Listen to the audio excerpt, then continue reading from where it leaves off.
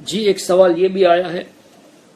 کہ قرآن شریف کے ترجمے کے لیے صرف کنز الایمان ہی کو کیوں پسند کیا جاتا ہے، اسی کو کیوں ریکمنڈ کیا جاتا ہے؟ دیکھیے کنز الایمان شریف جو اعلیٰ حضرت امام محمد رضا فاضل بریلوی رضی اللہ تعالیٰ عنہ نے ترجمہ پیش کیا،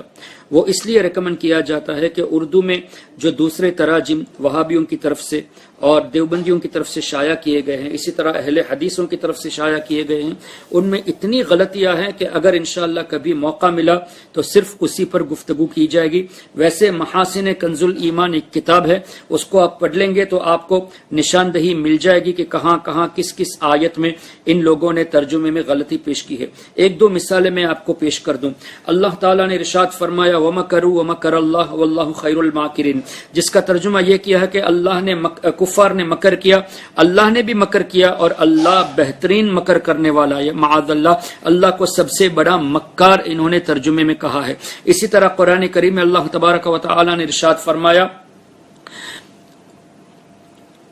اللہم صلی وسلم وبارک علیہ، نبی کریم صلی اللہ تعالی علیہ وسلم کے تعلق سے ووجدک ضالا فہدا، انہوں نے یہ ترجمہ کیا کہ اے نبی صلی اللہ علیہ وسلم ہم نے آپ کو گمراہ پایا تو ہم نے آپ کو راہ دی۔ کسی نے یہ ترجمہ کیا کہ اے نبی صلی اللہ علیہ وسلم آپ کو نبوت کے بارے میں علم نہیں تھا تو اللہ تعالیٰ نے آپ کو راہ دکھائی۔ اعلیٰ حضرت امام اہل سنت نے کیا خوب ترجمہ فرمایا کہ اے حبیب صلی اللہ علیہ وسلم اللہ تعالیٰ نے آپ کو اپنی محبت میں خود رفتہ پایا تو آپ کو راہ دی۔ انہوں نے کیا کیا کہ ترجمہ جو ہے ورڈ بائی ورڈ ترجمہ کر کے لوگوں کو گمراہ کرنے کی کوشش کی، اور قرآن کریم میں ہی ہے یضل بہ کثیرا ویہدی بہ کثیرا، بہت سے لوگ قرآن سے ہدایت پاتے ہیں، بہت سے لوگ گمراہ ہوتے ہیں۔ تو اس سے یہ پتہ چلا قرآن پڑھ کر لوگوں کا گمراہ ہونا یہ ثابت ہے۔ کون گمراہ ہوتا ہے؟ جو قرآن کو ورڈ بائی ورڈ ترجمہ کر کے اپنی منمانی سے ترجمہ اور تفسیر پیش کر کے لوگ گمراہ ہو جاتے ہیں۔ اور جو نبی کریم صلی اللہ تعالی علیہ وسلم کے محبت میں، صحابہ کرام، اہل بیت اور اولیاء کرام کے محبت میں جو ترجمہ کرتا ہے